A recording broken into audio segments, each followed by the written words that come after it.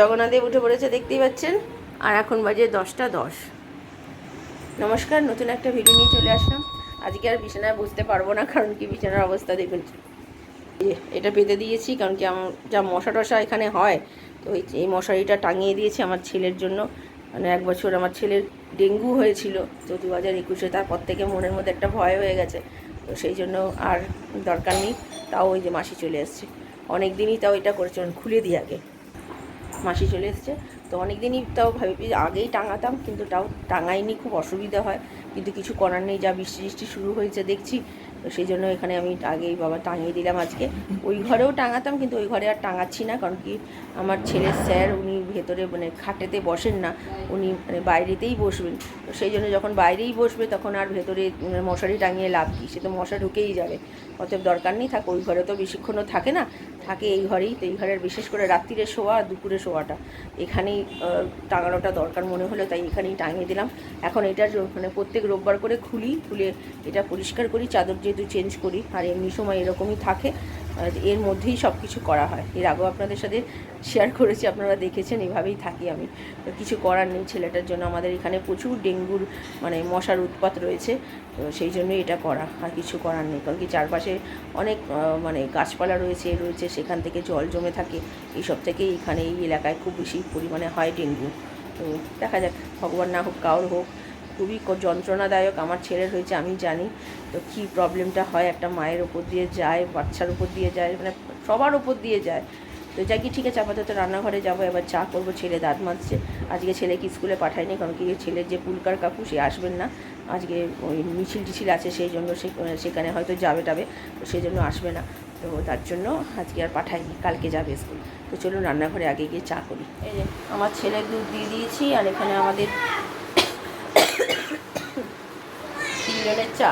আর এখানে দুধ জাল দিতে বসিয়ে দিয়েছি, মানে নতুন করে। আর এই যে আমার ছেলে, যাও দুধটা খেয়ে নাও। চা মোটামুটি ফুটে গেছে, ছেলেকে দুধ দিয়ে দিয়েছি, আর এদিকে মোটামুটি দুধ ফুটেও গেছে। এবার একটু ভালো মতো ফুটুক, আর চাটাকে ভালো করে ফুটিয়ে চাটা ঢেলে ফেলবো।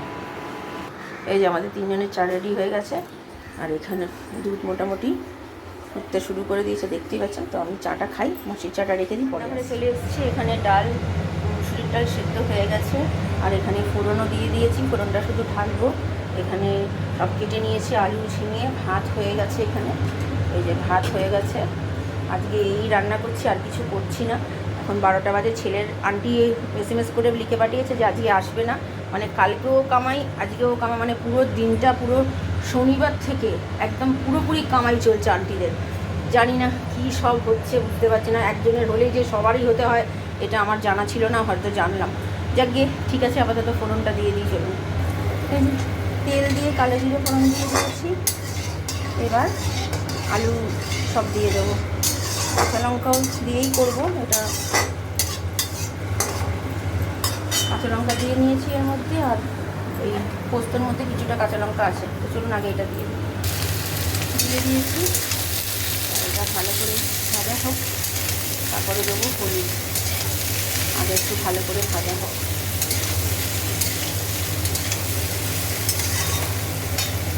এই যে আরেকজনের আন্টি আসবে না কি রে? বেশ ভালোই ছুটি খাচ্ছিস, হ্যাঁ? যা পড়তে বস। মোটামুটি এখানে আলু একটু ভাজা হয়েছে, আর একটু হলে নুন দেবো আর হলুদ দেবো। নুন আর হলুদ দিয়ে দিয়েছি। এবার এটা ভালো করে ভাজা হবে, আলুগুলো একটু সেদ্ধ হবে, তারপরে দেবো হচ্ছে পোস্ত, একটু জল দিয়ে সামান্য।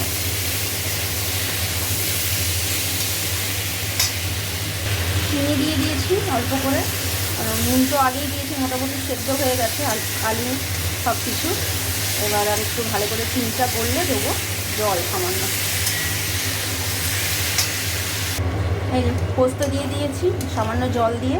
এবার এটা ভালো করে শুকনো শুকনো করবো, মানে ভাজা ভাজা করবো, জলটাকে পুরো শুকিয়েই ফেলবো, বেশি জল রাখবোই না, তারপরে নামিয়ে ফেলবো। তো ব্যাস হয়ে গেছে রান্না, নুন মিষ্টি সব ঠিক আছে।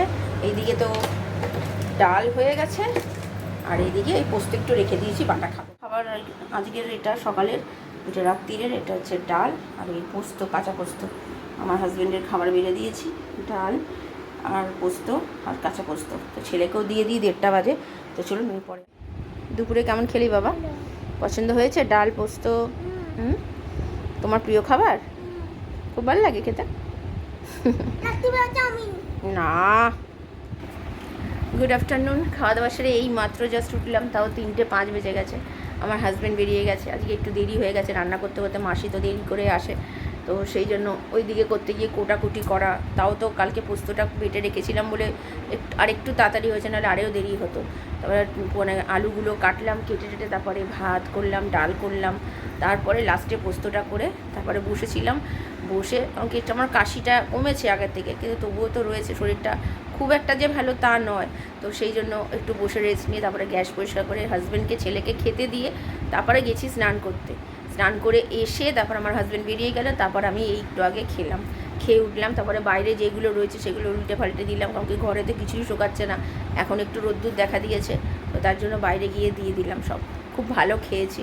আমি একটু কাঁচা পোস্ত রেখেছিলাম আমার হাজব্যান্ডকে, আর আমি হাজব্যান্ডকে দিয়েছিলাম আর আমি খেলাম। আমার ছেলে কাঁচা পোস্তটা খুব একটা ভালো খায় না, আর ও তো ডাল পোস্ত পেয়েছে, ওর আর কিছুই রাখবে না, ওর খুবই প্রিয় খাবার। ওর ডাল পোস্ত অনেক দিন ধরে করছিল, কিন্তু ওই যে শরীরটা খারাপ ছিল সেই জন্য করতে পারিনি। টুকটাক খাবারই করেছি, যা ছিল তাড়াতাড়ি করে যেগুলো করা যায় সেগুলো। একা সংসার হলে যা হয় বুঝতেই তো পারছেন। তো ঠিক আছে, আপাতত আর পুজো তো হয়ে গেছে অনেকক্ষণ। আর এই মশারির ভেতরে বসেই কথা বলছি, নাকি মশা বুঝতে সকালবেলা তো বলেছি, জানেনি। তো ঠিক আছে, আপাতত আমি একটু রেস্ট নিই, আমি আবার পরে বিকেলে আসছি।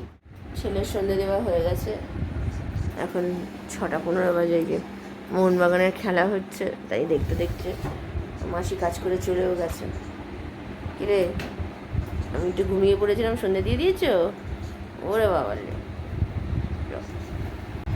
Good evening. সন্ধ্যে দেওয়া তো হয়ে গেছে, আমার ছেলে দিয়ে দিয়েছে, আমার হাজব্যান্ড বেরিয়ে গেছে একটু আগে। আর আমার ছেলের এখনও আন্টি আসেনি, আন্টি আসবে। আর কাজের মাসি কাজ করতে অনেকক্ষণ চলে গেছে, তাও 6:05-10 হবে গেছে। তো তারপরে আমাদের রুটি করার মাসি এখনও আসেনি, আসবে। তো আমার ছেলের কালকে স্কুল যাবে, কালকে স্কুল আছে, কিন্তু জানি না এখন কি হবে। ওর কাকু বন্ধের ব্যাপার শুনছি, এখন জানি না কি হবে, দেখা যাক। যদি আসে তাহলে নিশ্চয়ই যাবে। তো এই হচ্ছে ব্যাপার। তো মোটামুটি সবই হয়ে গেছে, এখন তো আমি একটুখানি বসবো, কোনো কিছু কাজ আর নেই বাকি মোটামুটি। আর রাত্রিবেলার জন্য তো খাবার পোস্ত করে রেখে দিয়েছি। আর আমাদের কালকের ওই ডাম সেভেনটা তো পরশু দিনেরটা, সেটা রয়েছে, সেটা তো আর কালকে খাওয়া হয়নি।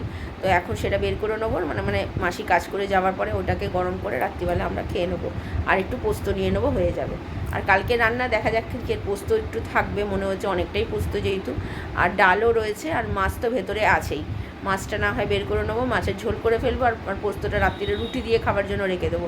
নাহলে আবার রুটি কী তরকারি করবো, তা পোস্ত থাকলে কি নিশ্চিন্ত ভালো মতো খাওয়া হয়ে যায়। তো এইটাই এখন প্ল্যানিং, দেখি কী করি।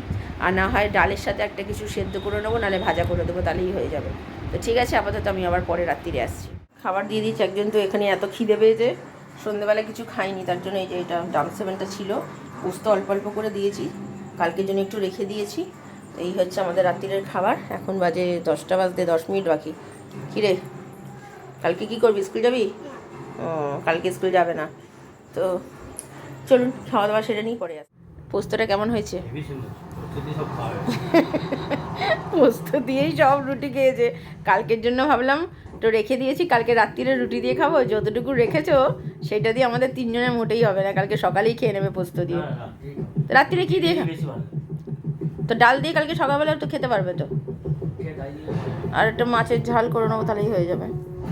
আবার রাত্রির জন্য এই চিন্তা হয় কি করব, বুঝতে পারলে তো, এইটাই চিন্তা।